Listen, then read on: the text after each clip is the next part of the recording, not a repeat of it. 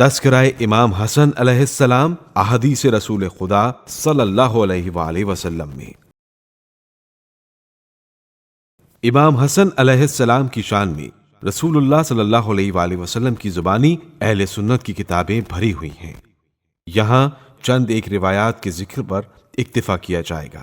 ترمذی نے اپنی سند کے ساتھ ابن عباس سے نقل کیا ہے، ایک روز رسول خدا صلی اللہ علیہ وآلہ وسلم نے حسن ابن علی کو اپنے دوش پر سوار کر رکھا تھا۔ ایک شخص نے عرض کیا، بیٹا تم بہت اچھی سواری پر سوار ہوئے ہو۔ پیغمبر اکرم صلی اللہ علیہ وآلہ وسلم نے فرمایا، وہ خود بھی بہت اچھے سوار ہیں۔ ابن کثیر نے اپنی سند کے ساتھ جابر ابن عبداللہ انصاری سے نقل کیا ہے کہ رسول خدا صلی اللہ علیہ وآلہ وسلم نے فرمایا، جو بھی اہل بہشت کے جوانوں کے سردار کی طرف دیکھنا چاہے وہ حسن ابن علی کی طرف نظر کرے۔ متقی ہندی نے اپنی سند کے ساتھ حضرت عائشہ سے نقل کیا ہے کہ پیغمبر اکرم صلی اللہ علیہ وآلہ وسلم ہمیشہ حسن کو آغوش میں لیتے تھے اور ان کو اپنے سینے سے لگاتے تھے، پھر فرماتے تھے، خدایا یقیناً یہ میرا بیٹا ہے اور میں اس کو دوست رکھتا ہوں، بس تو بھی اس کو دوست رکھ اور اس شخص کو دوست رکھ جو اسے دوست رکھے۔ اسی طرح انہوں نے برہ ابن عازب سے نقل کیا ہے، میں نے حسن ابن علی کو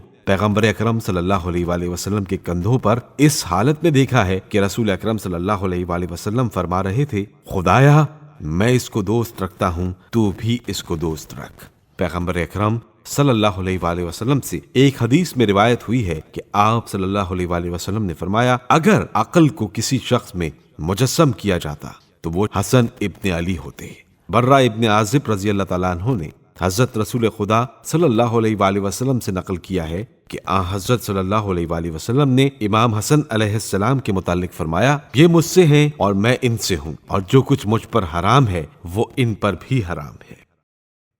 امام حسن علیہ السلام کا تعارف خود ان کی زبانی۔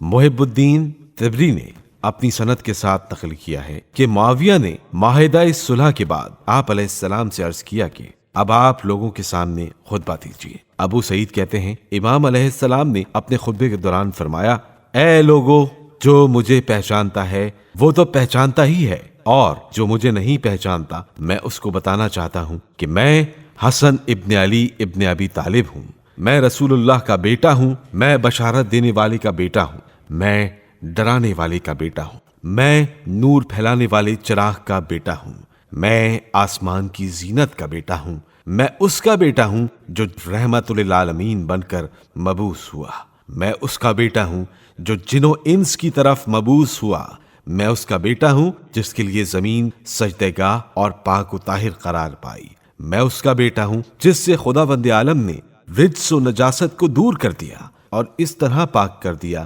جیسا پاک کرنے کا حق ہے۔